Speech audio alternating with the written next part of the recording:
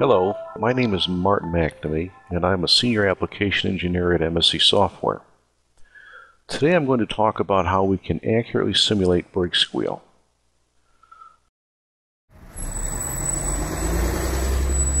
Automotive brake squeal has been a challenging issue for many engineers and researchers due to its immense complexity. Much progress and insight have been gained, and brakes have become much quieter in recent years. However, brake squeal still occurs frequently, and therefore much still needs to be understood and done. CAE simulation and analysis methods play an important role in understanding brake squeal mechanisms. It can also be used to interpret test results, prepare for upfront design of experiments, simulate structural or material modifications, and explore innovative ideas. The current standard in brake squeal solutions is the MSC.Software Hessenberg complex eigensolver.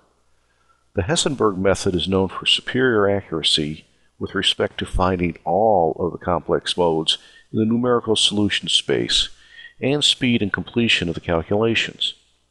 Contact between the pad and rotor are modeled with an unsymmetric contact matrix. Generation of this matrix is based on well-known equations and is a long-established standard. A contact matrix is built for each operating point that consists of a single friction coefficient value and a single brake pedal load level. This approach imposes limitations on the model and requires that multiple contact matrices be constructed by the end user. MD-Nastran addresses these limitations and adds additional capabilities in a user-friendly manner. The Hessenberg complex eigensolver is still employed for the accuracy and reliability users have long grown to expect from the Nastran code. What are these limitations that MD-Nastran addresses for brake squeal analysis? First, meshing limits have been removed. MD-Nastran employs advanced 3D contact algorithms that do not require coincident grid point locations between the pad and rotor surfaces. Contact bodies can be defined with an element list, not an element face list, or simply by the unique properties assigned to each meshed part. The 3D contact algorithm quickly finds all the potential face contacts, eliminating preprocessor picking errors when building element face lists. Users can now focus on important mesh details such as pad geometry or rotor cooling fin radius, which affect the accuracy of calculating correlated modal responses. Second, automatic contact matrix calculation. External generation of the contact matrix is completely eliminated.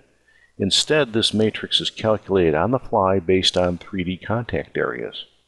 A unique contact matrix is calculated for each combination of friction coefficient and brake pedal load, which is done after the 3D contact calculation is performed. This is important as the applied loadings may change the interface between the contact surfaces. Third, multiple combinations of friction coefficient and brake pedal load can be addressed in a single solution. Using the familiar subcase structure from 40+ years of Nastran history, each friction coefficient can be evaluated at selected levels of brake pedal load in a single subcase. With multiple subcases, a DOE case study can be performed with a single execution of MD-Nastran.